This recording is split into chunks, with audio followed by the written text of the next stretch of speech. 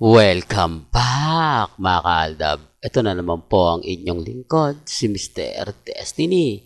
At magbibigay po tayo ng pinakamainit na update po ngayon sa social media mga kaaldab. Ito yung pinaka nakakatuwa po na nagaganap, nangyayari patungkol nga po kina Mengay at kay Alden. Kahit napakarami pong mga kumakalat na ganito, kumakalat na ganyan, okay lang. At least ang importante lang naman po dito mga kaaldab, maging updated po kayo.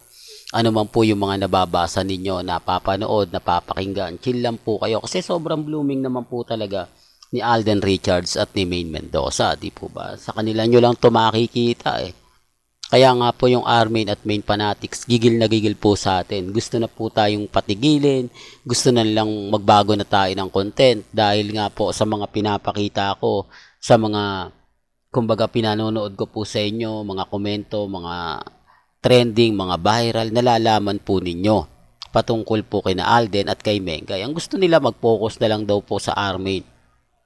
Mag-focus na lang daw po kila Mengay at kay Congressman Spotted na hindi naman po pwede, hindi po ba? Sinasabihan daw po tayo na mag-move on, nagbigay daw po ng mensahe si Maine Paul Corazon sa lahat nga po raw ng mga true-blooded Aldab Nation.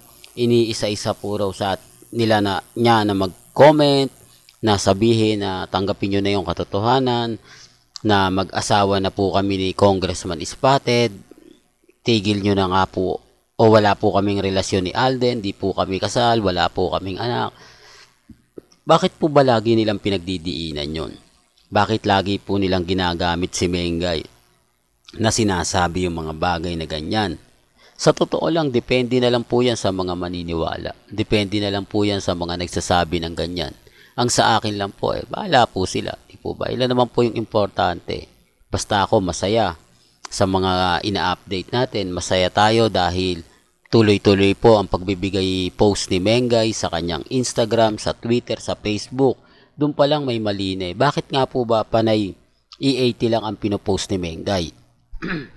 Wala man lang siyang post sa naganap na birthday party ni Mati. Kung matatandaan nyo yung panahon ni Alden, halos punong-puno yung Twitter ko ng mga post nila na talaga nakakatuwa. Yung kulitan at bonding moment na sa kanila lang mo may kita, sa kanila mo lang po mapapanood. Sinasabi ko lang po yung katotohanan na sinasabi ko lang po ito para lang po sa kaalaman ng lahat sa mga dumadaan at bumibisita po sa channel ko.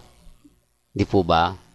Totoo naman po yung mga sinasabi ko. Ang problema lang po ayaw nila dahil nababasag nga po sila. Gaya nga po ng isa, di po ba sinabi nating edited picture? O hindi na po nasundan.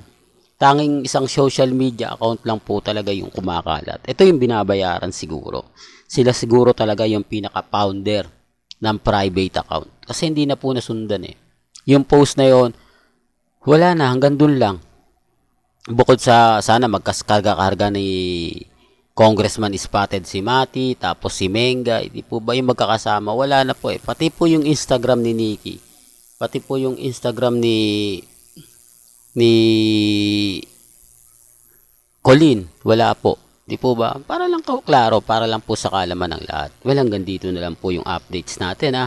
Kaya kung gusto nyo pa po ng pinaka-latest at sariwang update, abay tutok lang po kayo sa channel ni Mr. Destiny para updated po kayo sa mga bagong video po na ilalabas po natin. Kaya kung bago ka lang sa channel na to, at isa kang true-blooded Aldab Nation na nagmamahal po kina Mengay at Isoy, tama po ang channel na pinuntahan mo, kaya consider na po kitang bagong subscriber. At huwag mong kalimutang i-share ang mga video po natin sa mga mami, sa mga titas at sa mga senior. Hanggang sa muli, salamat po sa panonood at pakikinig.